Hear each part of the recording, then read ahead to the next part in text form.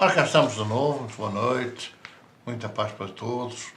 Embora nós tenhamos alguns em tempo de férias, mas para o Evangelho não há férias, podemos fazer mesmo na praia, em qualquer lado, no campo. Podemos reunir na mesma o nosso Evangelho, a nossa meditação, a nossa reflexão sobre a mensagem de Jesus. Estejam de férias ou estejam em casa, a casa pode ser transferida para as férias, é o lar, continua a ser o lar.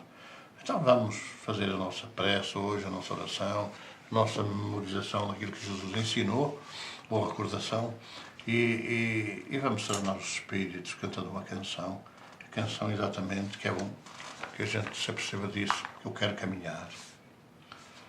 Senhor, eu quero caminhar, eu quero caminhar, sem nunca mais parar. Senhor, eu quero caminhar, eu quero caminhar, sem nunca mais parar. Senhor, eu quero trabalhar e no caminho da dor meus irmãos amparar. Senhor, eu quero trabalhar e no caminho da dor meus irmãos amparar. Senhor, eu quero ficar contigo, eu quero ficar contigo, contigo a trabalhar. Senhor, eu quero ficar contigo, eu quero ficar contigo, contigo a trabalhar. Senhor, eu sei que és meu amigo, ajudas, ficas comigo, se aos meus irmãos amar. Senhor, eu sei que és meu amigo, ajudas, ficas comigo, se aos meus irmãos amar. Senhor Jesus, aqui nos encontramos mais uma vez em família para nos reunirmos e orarmos, para aprendermos a tua mensagem. Pedimos-te, Senhor, que possas, na noite de hoje, lançar as tuas vibrações através dos teus mensageiros. Que nós possamos harmonizar o nosso ambiente. Que os nossos familiares que já partiram se possam reunir aqui conosco na noite de hoje e comungar dos teus ensinamentos e das tuas vibrações. Que nós possamos, Senhor, ser o exemplo dentro dos nossos lares, auxiliarmos uns aos outros, para que possamos auxiliar o nosso próximo. Abençoa a noite de hoje, que assim seja. No Evangelho segundo o Espiritismo, no capítulo 15, fora da caridade não há salvação, os itens 6 e 7. Necessidade da caridade segundo São Paulo. Mesmo falando todas as línguas dos homens e a língua dos próprios anjos, se eu não tiver caridade, não serei senão como o bronze que soa e o símbolo que retina. E se tivesse o dom de profecia, que penetrasse todos os mistérios e tivesse perfeita ciência de todas as coisas, se tivesse toda a fé possível, até ao ponto de transportar montanhas, se não tiver caridade, nada sou. E quando houvesse distribuído os meus bens para alimentar os pobres e houvesse entregado o meu corpo para ser queimado, se não tivesse caridade, tudo isso de nada me serviria. A caridade é paciente, é branda e benfazeja. A caridade não é invejosa, não é temerária, nem precipitada. Não se enche de orgulho, não é desdenhosa, não cuida dos seus interesses, Não se agasta, nem se azeda com coisa alguma. Não suspeita mal, não se rejubila com a injustiça, mas rejubila-se com a verdade. Tudo suporta, tudo crê, tudo espera, tudo sofre. Agora permanecem estas 3 virtudes, a fé, a esperança e a caridade. Mas dentre elas, a mais excelente é a caridade. São Paulo, 1ª Epístola aos Coríntios, capítulo 13, versículos 1 a 7 e versículo 13.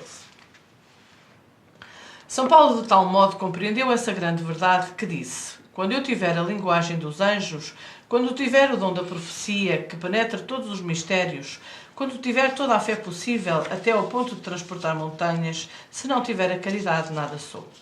Dentre estas 3 virtudes, a fé, a esperança e a caridade, a mais excelente é a caridade. Coloca assim sem equívoco a caridade acima até da fé. É que a caridade está ao alcance de toda a gente, do ignorante e do sábio, do rico e do pobre, porque é independente de toda a crença particular. Vai mais além, define a verdadeira caridade, mostra não só na beneficência, mas na reunião de todas as qualidades do coração, na bondade e na benevolência para com o próximo. A mensagem da semana é do livro Vinha de Luz, tem psicografia de Francisco Cândido Xavier, com o benfeitor Emmanuel. Amai-vos, não amemos de palavras nem de língua, mas por obras e em verdade. É a 1ª Epístola de João, capítulo 3, versículo 18.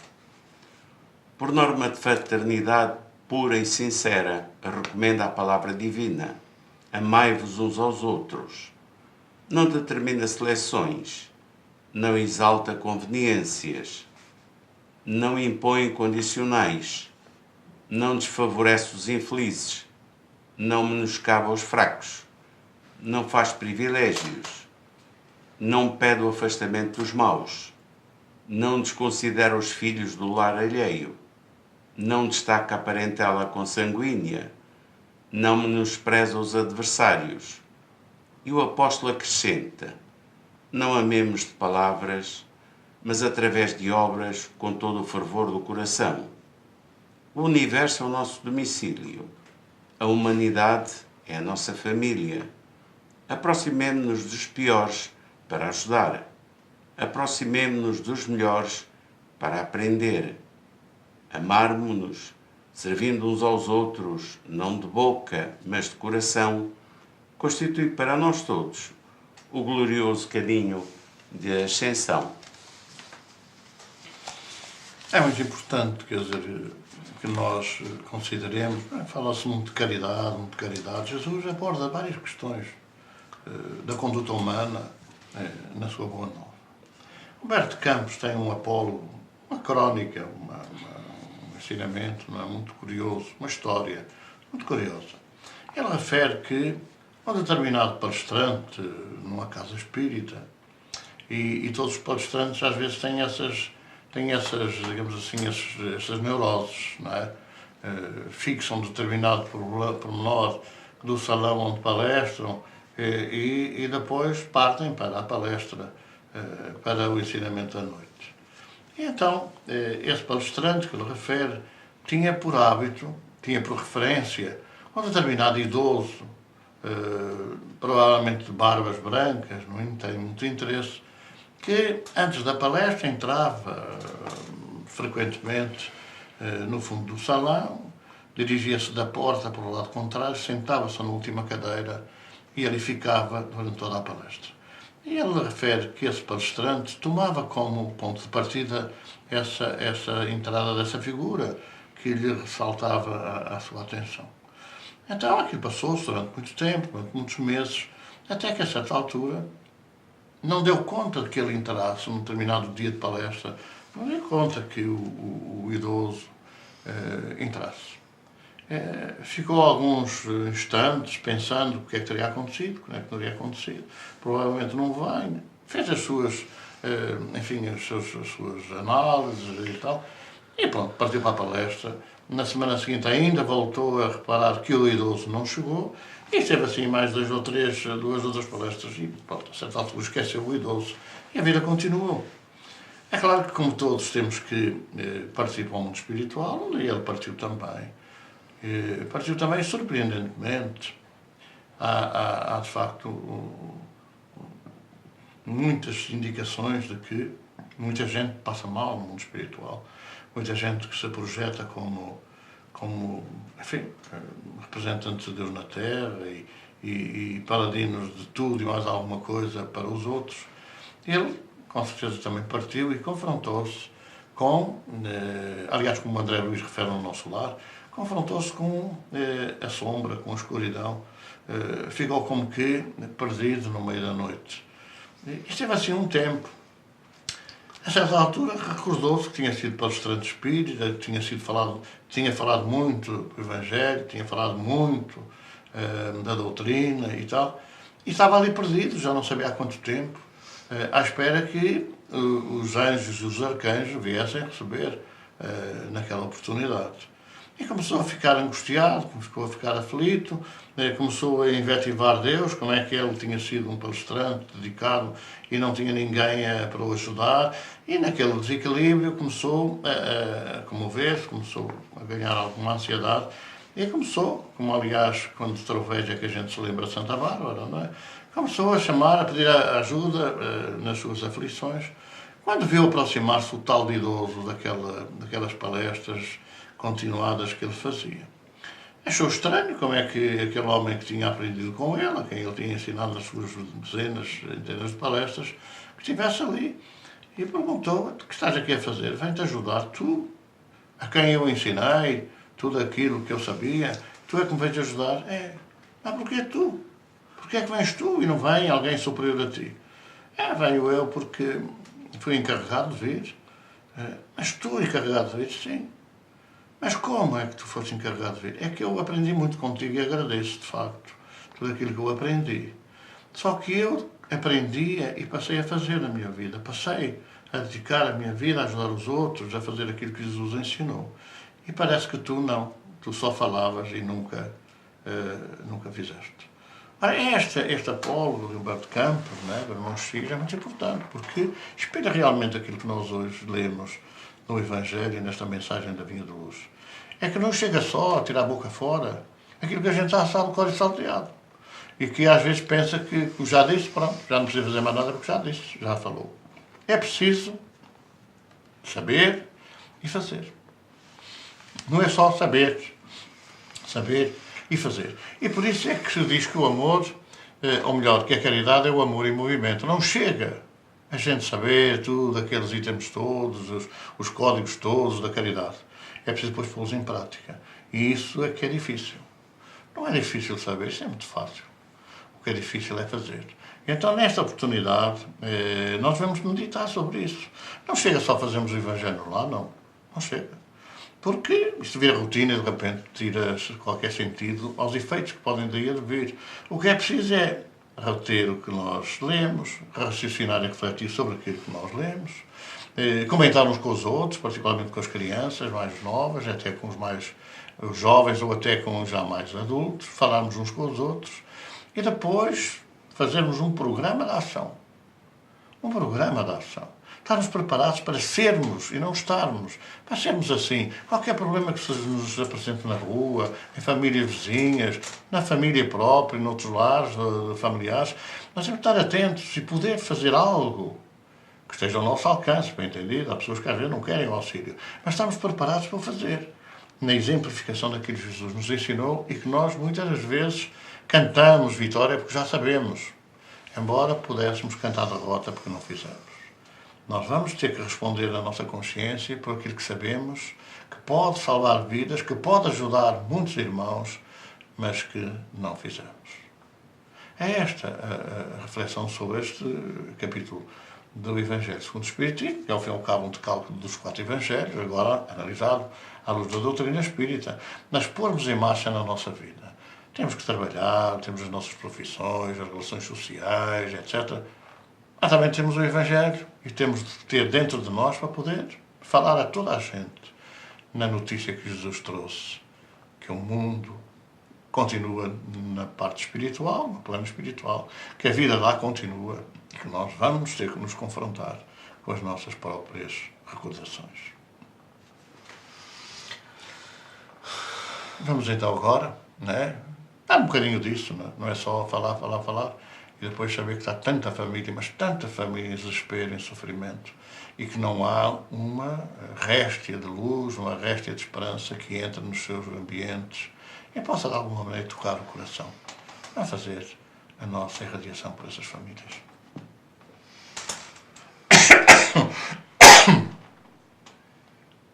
Então elevemos o nosso pensamento, rogando ao Pai a bênção para todos aqueles que estão nos seus leitos de dor, para todos aqueles que se comprazem no vício, para aqueles que estão em solidão, Senhor, aqueles que têm fome, os presos, especialmente aqueles que estão inocentes, Pai. Por todos esses irmãos de caminhada, que lhes possa ser aliviado o fardo desta jornada evolutiva. Por todos eles pedimos, Mestre.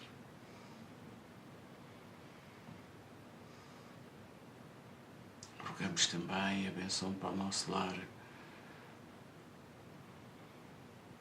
para todos quantos connosco partilham cada dia. Que a tua paz e a tua luz fiquem connosco. Que assim seja, Pai.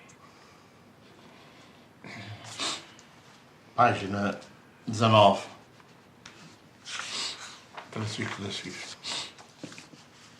Amigo como poucos, vivendo nossa dor, visita os que são loucos, com humano calor. A terra é seu chão e ajuda com ardor. Entrega o coração aos famintos de amor. Francisco é seu nome, João foi com Jesus, o filho de Maria, que o acompanhou na cruz. De Assis, filho adotivo, da luz o mensageiro, dá-nos um unitivo, irmão e companheiro. Dos pobres foste irmão, dos tristes alegria, dos sós a companhia, o meditar do são. Ajuda-nos, amigo, a encontrar a estrada, conhecer a alvorada, em espírito contigo. Francisco, bom irmão, em nome de Jesus, esparge a tua luz pelo nosso rincão, e a Virgem do Rosário, a Mãe te ajudará, e aos filhos do Calvário a dor abrandará.